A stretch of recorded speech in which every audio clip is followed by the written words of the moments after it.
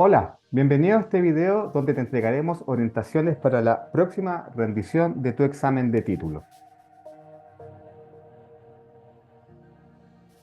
¿Cuáles son los contenidos que encontrarás en este video? ¿Cómo preparar tu examen? La presentación del proyecto y la preparación de la defensa y ronda de preguntas. En primer lugar, revisaremos cómo preparar tu examen. Debes contar con un notebook o un PC que te permita conectarte a una reunión de Teams y poder presentar tu PPT. Considera la retroalimentación de la semana 9. Es muy importante porque el docente, al revisar la última versión de tu presentación, te deja algunas observaciones que sin duda te van a servir y te van a mejorar tu rendimiento una vez que te toque presentar en el examen de título. Idealmente instala la aplicación de Teams para que tengas acceso a todas las funciones. Realiza pruebas técnicas para verificar que Teams funciona bien y puedes compartir tu pantalla. Esto te va a ahorrar inconvenientes al momento de iniciar tu examen. Considera que tendrás 25 minutos para tu exposición, por lo que debes prepararte y hacer un buen uso del tiempo. Aquí la recomendación es ensayar, cronometrar el tiempo y ver si es que dentro del tiempo que se asigna a ustedes, ustedes pueden dar a conocer los aspectos más relevantes de su proyecto. Y por último, recuerden que además de la presentación del proyecto, deben estudiar para la ronda de preguntas, de acuerdo a la temática disciplinar que ustedes abordaron en su proyecto y también aspectos generales que ustedes vieron en su carrera y que dan cumplimiento a su perfil de egreso. Vamos primero con la presentación del proyecto. La presentación debe ser concreta, evitar la lectura y cumplir con la misma estructura de la presentación del proyecto de título. Eso es muy importante. Debe quedar clara la problemática o necesidad de mejora. Dentro de las primeras láminas, ustedes dan a conocer la problemática o la necesidad de mejora y debe quedar en esa explicación muy claro qué proceso de recursos humanos están abordando y qué problemática para solucionar que existe en su organización. ¿Ya? Además, tienen que presentar, obviamente, la investigación con resultados que sean claros y visibles para nosotros, para los docentes poder entenderlo. Y además, es muy importante esto. El plan de mejora tiene que estar vinculado con la problemática que ustedes señalaron al inicio de la presentación. Obviamente debe haber una estructura coherente entre la problemática, marco teórico, la investigación y su posterior análisis y plan de mejora. Esa estructura es muy relevante y tiene que ser coherente y algo que obviamente se evalúa cuando ustedes hacen la exposición de su proyecto. Pasamos con la fase de defensa. Una vez que ustedes finalicen su exposición, que recuerden que tienen 25 minutos, la comisión, que estará compuesta por dos docentes, le van a realizar una serie de preguntas respecto de la presentación que acaban de realizar, pero también de aspectos teóricos que se vinculan con el proyecto que ustedes presentaron y que un ingeniero debiese manejar en cualquier tipo de organización. Acá lo que estamos haciendo es verificar que su perfil se acerca obviamente al perfil de egreso institucional que nosotros hemos declarado. A partir de eso, y esto es muy importante, vamos a repasar qué preguntas te pueden realizar en tu fase de defensa. Vamos a partir con lo más general, con los subsistemas de recursos humanos que de alguna forma estructuran los distintos procesos que nosotros llevamos a cabo y ejecutamos dentro de la organización. ¿Ya? Los principales subsistemas son los siguientes. Tenemos la admisión de personas, ¿cierto? Donde tenemos procesos como reclutamiento y selección y como bien su nombre lo dice, su objetivo básicamente es poder ingresar, atraer el talento a nuestra organización. Después viene el segundo subsistema que es la aplicación de personas, ¿ya? ¿Qué procesos tenemos acá? El diseño de los cargos y la evaluación de desempeño. Posteriormente tenemos la compensación de las personas, donde aquí nos encontramos con procesos como las remuneraciones, recompensa y todo lo que tiene que ver con beneficios y servicios adicionales que son parte del sistema de compensación total que nosotros le entregamos al trabajador. Posteriormente viene el desarrollo de personas, donde aquí nos vamos a encontrar con la capacitación, el entrenamiento, programas de cambio y los programas de comunicación interna que precisamente vayan en pos del desarrollo de nuestros colaboradores. Posteriormente viene el mantenimiento de personas, donde aquí nos vamos a encontrar con temas que son más bien reglamentarios. Cuando hablamos de disciplina hablamos, por ejemplo, de reglamento interno, reglamento de higiene y seguridad, relaciones con sindicatos, relaciones laborales, etcétera, ¿ya? Y por último está el monitoreo de las personas o el subsistema de control, donde encontramos todo lo que tiene que ver con la base de datos de los trabajadores, contar con la documentación al día, la información y todo lo que tiene que ver con el sistema de reportes e informes que podemos generar para poder contar con información para que otras áreas puedan tomar decisiones a partir de lo que nosotros hacemos. Esos son los subsistemas de recursos humanos y es lo más general que podemos abordar. Vamos a un segundo tema que es muy importante y que es transversal a los distintos subsistemas que acabamos de revisar, que es el perfil de cargo. ¿El perfil de cargo qué es? El perfil de cargo define las responsabilidades, competencias y habilidades necesarias para que un puesto de trabajo, para un puesto de trabajo específico, perdón, detallando qué tareas se deben realizar, cómo debe ejecutarse y bajo qué condiciones o plazos con el fin de alinear las expectativas del empleado con los objetivos organizacionales. Es muy importante que ustedes tengan claro cuál es la diferencia entre un perfil de cargo y un descriptor de cargo porque no son lo mismo, ¿ya? La diferencia entre un perfil y un descriptor de cargo radica en el enfoque y en la profundidad de la información que cada uno proporciona. Cuando hablamos de perfil, hablamos de un instrumento que nos describe las competencias, habilidades y características que debe tener una persona para ocupar un determinado cargo. No obstante, un descriptor de cargo detalla las tareas, responsabilidades y funciones específicas del puesto, así como su relación con otros roles en la organización. Si su proyecto se va a abordar en lo que es la capacitación, es importante que consideren lo siguiente. Primero, ¿qué es la capacitación? Es un proceso educativo a corto plazo que mejora las habilidades y conocimientos de los empleados para que realicen sus tareas de manera eficaz. Esta es la definición tipo de capacitación que la entrega Chavenat, ¿ya? A partir de eso, hay otro proceso, se enmarca esto, pero que no necesariamente es lo mismo que capacitación, que es la inducción. Cuando hablamos de inducción, ¿a qué nos referimos? Es el proceso inicial que ayuda a los nuevos empleados a adaptarse a la organización y su cultura, mientras que la capacitación se enfoca en desarrollar habilidades. Ahí tenemos la diferencia entre ambos procesos, ¿ya? La inducción facilita la integración del empleado al entorno de trabajo y la capacitación es un proceso continuo que perfecciona las competencias necesarias para su función. Es importante que ustedes tengan claro cuál es la diferencia entre capacitación e inducción.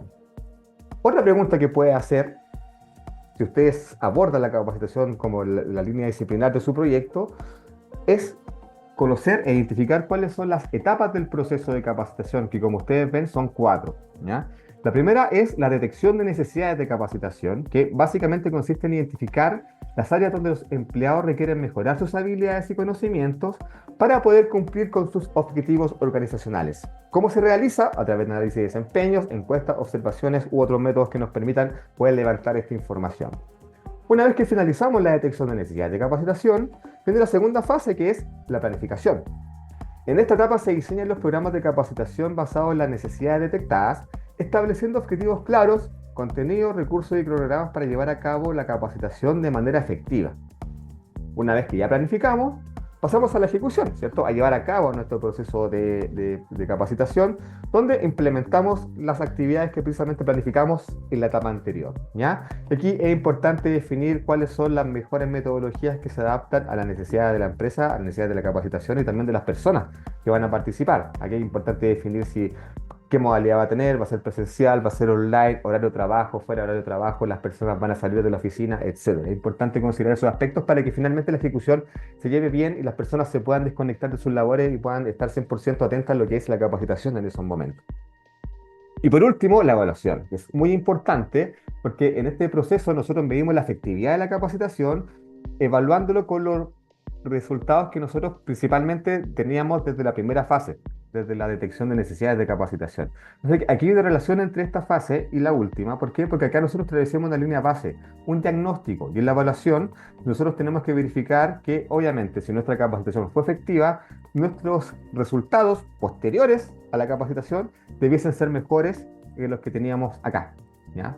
Por el contrario, si al hacer la evaluación notamos que la línea base de competencias, de habilidades que nosotros teníamos no mejoró, la capacitación no fue efectiva. Es muy importante esto porque finalmente en esta fase nosotros validamos que efectivamente nuestra capacitación tuvo un impacto y lo más importante de esta medición, de esta evaluación, es que el trabajador ponga en práctica lo aprendido en su puesto de trabajo. ¿Para qué sirve el perfil de cargo en el proceso de capacitación? Recuerdan que hace unas láminas atrás hablamos de lo que era el perfil de cargo y recuerden, esto es muy importante, el perfil de cargo es transversal a todos los procesos de recursos humanos, particularmente en capacitación. ¿Para qué nos sirve? Para la detección de las necesidades de capacitación, ya que obviamente nuestro DNC, nuestro proceso de diseño en función de perfil, nosotros vamos a hacer un levantamiento de necesidades según el perfil de la persona y cuáles son las competencias y habilidades que la persona necesita para la ejecución de su cargo, ¿ya? Y también nos sirve para la evaluación del impacto, lo que estábamos hablando hace un momento, ¿ya? A través del perfil, nosotros podemos ver, y principalmente a través de la evaluación del proceso de capacitación, podemos ver si es que al final de este proceso, una vez que se ejecutó el curso, este trabajador está dando cumplimiento a su perfil de cargo a través de este proceso de capacitación que nosotros acabamos de ejecutar.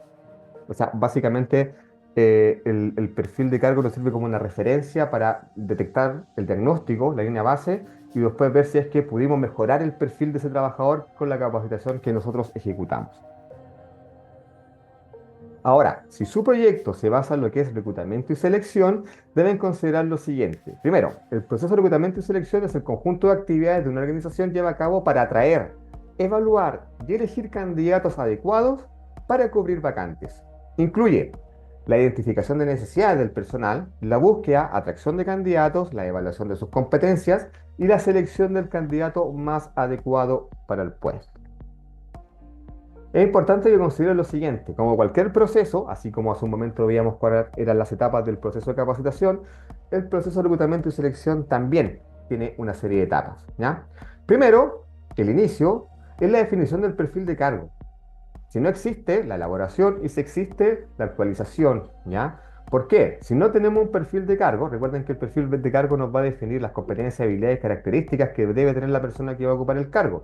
A partir de eso, nosotros tenemos un marco de referencia que nos permite seguir a buscar en el mercado al candidato óptimo. Si no tenemos claro el perfil de cargo, vamos a ir a buscar a ciegas y lo más probable es que nuestro proceso no sea exitoso porque sin un perfil claro no tenemos contra qué evaluar a este candidato, ¿ya? Una vez que tenemos definido el perfil, pasamos a la segunda etapa, que es la publicación de la oferta, ¿ya?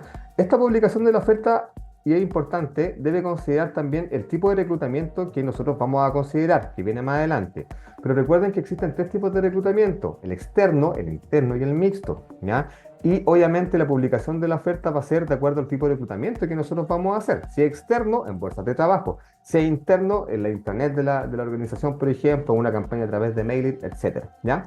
De acá lo otro importante es qué publicamos en la oferta. Lo que publicamos en la oferta básicamente es el perfil. Nosotros vamos a conocer el perfil para que el candidato cuando vea la oferta evalúe si es que su perfil se acerca a lo que la empresa está pidiendo y si el candidato considera que sí tiene las características, competencias y habilidades, va a postular, ¿ya? Entonces aquí en la publicación de la oferta nosotros estamos publicando el perfil, ¿ya? Una vez que nosotros publicamos la oferta, vamos a recibir muchos currículums y obviamente no los vamos a entrevistar a todos por tiempo, y dos, porque es muy probable que no todos se acerquen al perfil de cargo, ¿cierto? Por lo tanto, tenemos que ejecutar un filtro curricular. ¿A qué se refiere esto?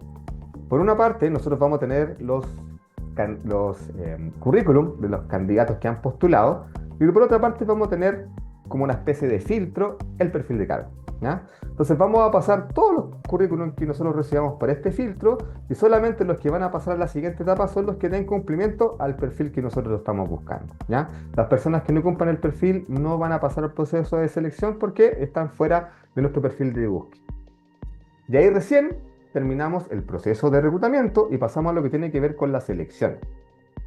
La selección ya puede no ser tan estandarizada y puede ser muy diversa y aquí va a variar dependiendo de la organización, el tipo, el tamaño y también del cargo, ¿ya? Obviamente quizás un cargo más masivo, de baja calificación, solamente requiera de una entrevista, pero si estamos buscando, por ejemplo, un cargo directivo, un cargo gerencial, lo más probable es que ese proceso de selección tenga 4 o 5 etapas que no solamente incluyan entrevistas, sino que también incluyan otro tipo de herramientas como Assessment Center, entrevistas por competencia, evaluaciones psicolaborales, en algunos casos, si es que así lo requiere el cargo, evaluaciones preocupacionales para evaluar si es que la salud de la persona es compatible con el cargo, etc. Entonces, el proceso de selección en el fondo es la definición de entrevistas, evaluaciones, pruebas que nosotros vamos a hacer. ¿Para qué? Para evaluar que el candidato tenga el perfil que nosotros estamos buscando. Y una vez que nosotros cerramos ese proceso, ya tenemos al candidato que atravesó las distintas evaluaciones que nosotros hacemos, tenemos que tomar la decisión y seleccionar al candidato y cerrar el proceso. ¿Cómo se cierra este proceso? Siempre vamos a contar con varios candidatos, por lo general es una terna, pero pueden ser más. Aquí lo importante es cerrar con todo, tanto con los candidatos que fueron seleccionados como con los candidatos que no fueron seleccionados. Obviamente los candidatos que avanzaron y llegaron a la etapa final, hay que enviarle un correo agradeciéndole su participación y obviamente informando que no fueron seleccionados. De la persona que fue seleccionada, siempre vamos a cerrar el proceso y se recomienda a través de una carta oferta que sea enviada por correo, donde se detalle cada uno de la información relevante para lo que es el cargo, las condiciones, las funciones, la renta, beneficios, jornada, etcétera, y que el candidato que es seleccionado lo firme y tome conocimiento antes de firmar el contrato para que de alguna forma él tenga conocimiento de en qué consiste el cargo y nosotros como reclutadores también tengamos claro que el trabajador está, o el nuevo trabajador está en conocimiento de lo que va a ser finalmente su nuevo cargo. Así también con esta firma de la carta oferta nosotros garantizamos que ambas partes están en conocimiento del cargo y lo que implica en sí. Recuerden lo que hablábamos un rato, hay distintos tipos de reclutamiento. Esto lo vamos a pasar rápido porque me imagino que ya lo saben. Reclutamiento interno, buscamos candidatos dentro de la empresa. Reclutamiento externo, vamos a buscar candidatos fuera de la empresa. Y un mixto, cuando hacemos un mix, como bien dice el concepto, buscamos candidatos al interior y al exterior de la empresa. ¿Para qué sirve el perfil de cargo en el proceso de reclutamiento y selección? Recuerda que recién acabo de ver un esquema con la etapa. ¿Para qué nos sirve el perfil en este proceso? Primero, para publicar la oferta. Cuando publicamos la oferta, nosotros publicamos el perfil. Y en ese perfil nosotros detallamos cuáles son las competencias, habilidades, estudios, experiencia que la persona que desea postular debe tener para ser pertinente de participar de este proceso de selección. ¿Para qué nos sirve en el proceso de filtro curricular? Porque nosotros filtramos según el perfil, ¿cierto? No hacemos un filtro según lo que nosotros pensamos, ¿ya? O qué tan bonito es el currículum del candidato, sino que lo hacemos según la similitud que el candidato tiene en su currículum versus lo que nosotros tenemos declarado en el perfil de cargo. Y también para definir la evaluación de candidatos y de etapas del proceso de selección, como ejemplificábamos hace unos momentos, un cargo quizás de baja calificación se requiere quizás solo una entrevista masiva, ¿ya? Para identificar cosas muy superficiales del colaborador que quizás tiene que ver con su disponibilidad, con alguna experiencia y alguna competencia básica que nosotros necesitamos verificar para saber si ese trabajador se acerca al perfil. No obstante, si estamos en un proceso de selección para cargos directivos gerenciales, obviamente tenemos que profundizar mucho más en la experiencia, la habilidad, el comportamiento de esa persona para poder definir si la persona es idónea o no. Y para eso nos sirve el perfil de cargo, porque en la medida que nosotros declaremos ciertas competencias en ese perfil de cargo, tenemos que en el proceso de selección evaluar esas competencias que nosotros definimos en el perfil de cargo. Si su proyecto aborda lo que son las compensaciones, deben considerar lo siguiente. El proceso de compensación es el conjunto de actividades que una organización realiza para diseñar, administrar y ajustar los paquetes salariales, beneficios ofrecidos a sus empleados. El objetivo principal es asegurar que la compensación sea justa, competitiva y alineada con el rendimiento, la equidad interna y las condiciones de mercado. ¿Cuáles son los tipos de compensaciones que existen? Básicamente existen dos tipos. Las compensaciones monetarias, que son todo lo que tiene que ver con aspectos económicos. Salarios, bonificaciones, pagos directos, remuneraciones, compensaciones que se reflejan en la liquidación de sueldo, ¿cierto? Pero también están las compensaciones no monetarias, ¿ya? Que abarcan beneficios y recompensas que no necesariamente implican un pago directo, es decir, un traspaso directo de dinero, como los seguros de salud, tiempo libre, días de cumpleaños, por ejemplo, oportunidades de desarrollo profesional y un buen ambiente laboral. Pasemos un poco más a lo que tiene que ver con algo más específico, que ya son las remuneraciones, ¿ya? Cuando hablamos de remuneraciones, nosotros nos vamos a centrar en dos tipos de remuneraciones. Las remuneraciones fijas, que como bien su concepto dijo, son pagos constantes que se reciben regularmente, como el sueldo base, la gratificación, por ejemplo, y otras bonificaciones que se entreguen al trabajador de manera permanente mes a mes. Pero también existe la remuneración variable, ¿ya? Que va a depender del desempeño del empleado. En algunas organizaciones existen bonos variables dependiendo de los resultados de la evaluación de desempeño. Existen también algunas bonificaciones por resultados de la empresa, comisiones, premios, etcétera. Ahí varía un poco de empresa en empresa, de organización en organización. Pero básicamente hay dos tipos de remuneraciones que son las fijas y las variables. Cuando hablamos de las remuneraciones, es importante que ustedes también tengan cuáles son los componentes de esta remuneración y que son básicamente los elementos que se incluyen en una liquidación de sueldo. Partamos por lo más relevante que tiene que ver con los haberes imponibles, ¿ya?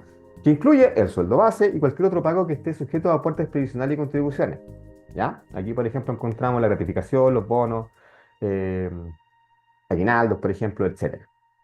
¿Cuáles son los haberes no imponibles? Comprende los pagos y beneficios que no están sujetos a aportes previsionales e impuestos como la colación, la movilización, desgaste de herramientas, caja chica, etcétera. Pero por otro lado, existen los descuentos. Cuando hablamos de haberes son los pagos, ¿cierto? Los traspasos al trabajador, pero a esos pagos también hay algunos descuentos. Y algunos de esos descuentos se dan por ley, ¿ya? Y que tienen que ver básicamente para asegurar ciertas garantías sociales, como tiene que ver con pensión y salud principalmente, ¿ya? Que donde al trabajador se le hace un descuento de la AFP para efectos de previsión. También se hace un descuento de la AFC para efectos de tener una cuenta de ahorro en caso de cesantía. Y además se hace un descuento por salud, independiente que la persona esté en FONASA o en ISAPRE. Esos son los descuentos legales. Y de acuerdo a un cierto tramo hacia arriba también existe algunos tipos de otros descuentos. Que, por ejemplo, incluyen retenciones sobre el impuesto, préstamos que a veces hace la empresa o préstamos que a veces hace la caja de compensación, pero que también tienen que quedar reflejados en la liquidación de sueldo o cualquier otro descuento que se aplique al salario.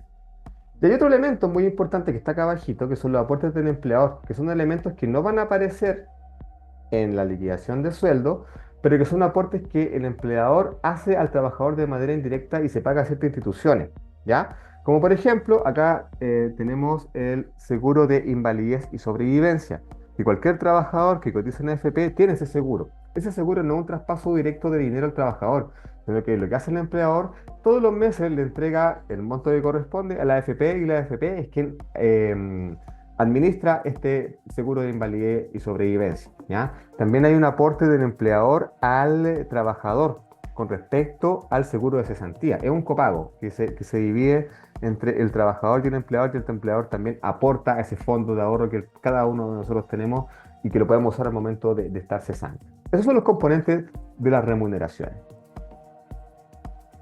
Y siempre vamos a hacer esta pregunta. Como hemos dicho desde un principio, el perfil de cargo es transversal a todos los procesos, por lo tanto, ¿para qué nos sirve el perfil de cargo en este caso en las compensaciones? Para definir y valorizar los cargos y definir las bandas salariales, ¿ya? Una organización no define sus sueldos en base a percepciones o a elementos que quedan al azar, obviamente no. La estructura de remuneraciones debe ser según el organigrama que tenga la empresa y ese organigrama obviamente ¿cierto? Define ciertas responsabilidades, ciertos cargos, dependencias, etcétera. Y esa organización viene a través del perfil de cargo. Entonces, en la medida que ciertos perfiles tengan la misma responsabilidad, tengan las mismas funciones o similares, tengan las mismas relaciones con otras áreas, debiesen percibir, sueldos similares. Entonces, ¿para qué nos sirve el perfil de cargo y compensación en resumen? Nos permite establecer, de acuerdo a la definición del perfil, su nivel de responsabilidad que tenga la organización, cuánto le vamos a pagar, cuánto le vamos a compensar. Y obviamente esa compensación tiene que ser justa a nivel interno, ¿ya? No le vamos a pagar lo mismo al director que al portero. Y también tiene que ser justa en términos de igualdad externa. Es decir, que obviamente nuestros sueldos sean similares a lo que pagan las otras empresas para los mismos cargos. Es importante contar con esos criterios de equidad interna y externa al momento de definir las compensaciones y para eso el perfil de cargo es fundamental. Si su proyecto abarca el clima organizacional, tiene que considerar lo siguiente. ¿Qué es lo que es el clima? Es el conjunto de percepciones, actitudes y sentimientos compartidos por los empleados respecto al ambiente de trabajo que existe en una organización.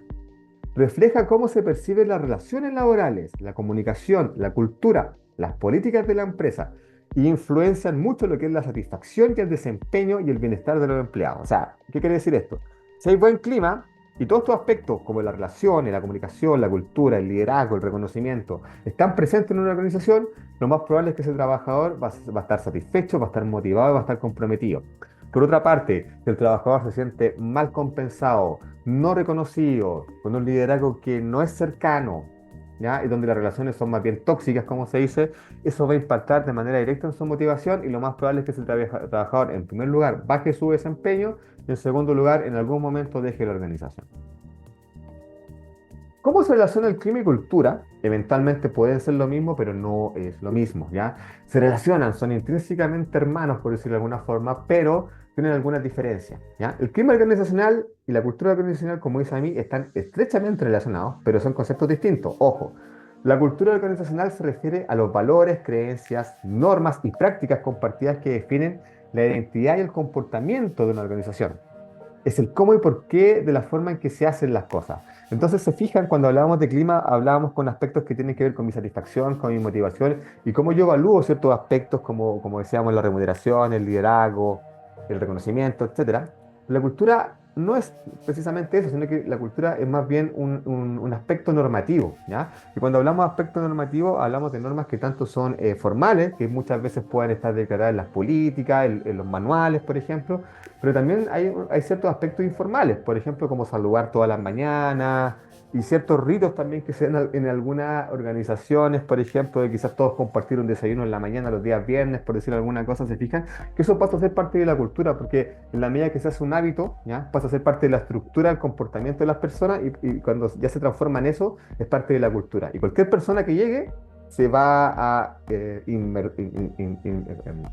se va de alguna forma a ser parte de esta cultura y va a adoptar esos hábitos, esas conductas que tienen los demás. La cultura de alguna forma en las organizaciones moldea el comportamiento de las personas, que no es lo mismo que el clima, como les digo, porque el clima tiene que ver más con cómo yo evalúo estos aspectos que ya vimos: comunicación, liderazgo, compensaciones, etcétera. ¿Cuáles son los elementos que componen el clima organizacional? La compensación. Si yo me siento mal compensado, quizás mi trabajo no va a ser el mejor, ¿ya? Si yo veo que la competencia paga mejor al mismo cargo o trabajo que yo hago, no me voy a sentir muy satisfecho, ¿cierto? Entonces aquí la compensación es un principal satisfactor que realmente tiene una organización. Pero también están los liderazgos, ¿ya? ¿A qué se refiere eso? Yo necesito que mi jefe me guíe, me oriente, me motive y que de alguna forma pueda contar en él cuando yo necesito algo. Otra cosa importante es el reconocimiento, ¿ya? ¿Qué quiere decir esto? Muchas organizaciones tienden a castigar el error y no reconocer el buen trabajo. Y es fundamental el reconocimiento del buen trabajo, el celebrar los pequeños logros que cada trabajador tiene cuando se cumple un objetivo, cuando se cumple una meta, cuando se hace algo distinto de nueva forma, cuando se innova, hay que reconocer, ¿ya? Si no hay reconocimiento, los trabajadores difícilmente se van a esforzar por hacer un buen trabajo, por innovar, por tratar de hacer las cosas distintas, ¿ya? El desarrollo profesional. ¿Qué implica esto? Yo o cualquier trabajador cuando ingresa a una empresa lo que aspira, obviamente no es desempeñar el mismo cargo durante toda su vida, sino que de alguna forma uno se proyecta a poder, de acuerdo a obviamente un buen desempeño, poder acceder en el futuro a cargos que impliquen mayor responsabilidad y obviamente una mejor compensación. A partir de eso, el desarrollo profesional también es parte del clima. En la medida que yo veo que en mi organización, si yo tengo un buen desempeño, tengo la oportunidad de crecer, yo voy a evaluar como un buen lugar y me voy a querer quedar ahí, ¿cierto? Es un fidelizador de trabajadores finalmente estos programas de desarrollo profesional. Las relaciones, eso es súper importante, las relaciones, ¿ya? Si existe un ambiente de relaciones entre compañeros que no son, ¿cómo decirlo? Que no existe la cooperación, no existe el apoyo y todo lo contrario, existe la competitividad, no se entrega la información, etcétera. Lo más probable es que ese trabajador no tenga un buen desempeño. La cooperación es fundamental para que las organizaciones fluyan. El trabajo en equipo, el trabajo colaborativo es fundamental. Si las relaciones no son buenas, definitivamente no va a haber trabajo en equipo ni colaborativo y no se van a dar cumplimiento de los objetivos de la empresa. La comunicación es fundamental. La comunicación tiene que llegar a todos los mismos niveles y todos los empleados de distintos niveles y distintos grados tienen que manejar el mismo nivel de información. Es un desafío para las organizaciones, pero en la medida que nosotros estemos bien informados de lo que pasa en la organización, obviamente vamos a poder tomar mejores decisiones para hacer nuestro trabajo. Y por último, no menor, el ambiente físico, ¿cierto? Para nosotros es muy importante obviamente trabajar en un ambiente que esté limpio, que esté iluminado, que tengamos los accesos tecnológicos para poder hacer un buen trabajo, buenos dispositivos tecnológicos, una buena conexión a internet. Y si no contamos con eso, lamentablemente nuestra motivación y nuestro rendimiento se va a ver afectado. Acá tenemos elementos que son fundamentales y que definen al clima organizacional. Si su proyecto se basa en el proceso de evaluación de desempeño, deben considerar lo siguiente. La evaluación de desempeño es un sistema mediante el cual se mide y analiza el rendimiento laboral de los empleados en relación con los objetivos y responsabilidades. Incluye recopilación de información, comparación con los estándares establecidos, una retroalimentación al empleado, que eso es súper importante, no sacamos nada con evaluar, sino retroalimentamos, y a partir de eso la generación de planes de acción que permitan, obviamente, responder a estas brechas de desempeño que nosotros vamos a encontrar siempre en el proceso de evaluación de desempeño.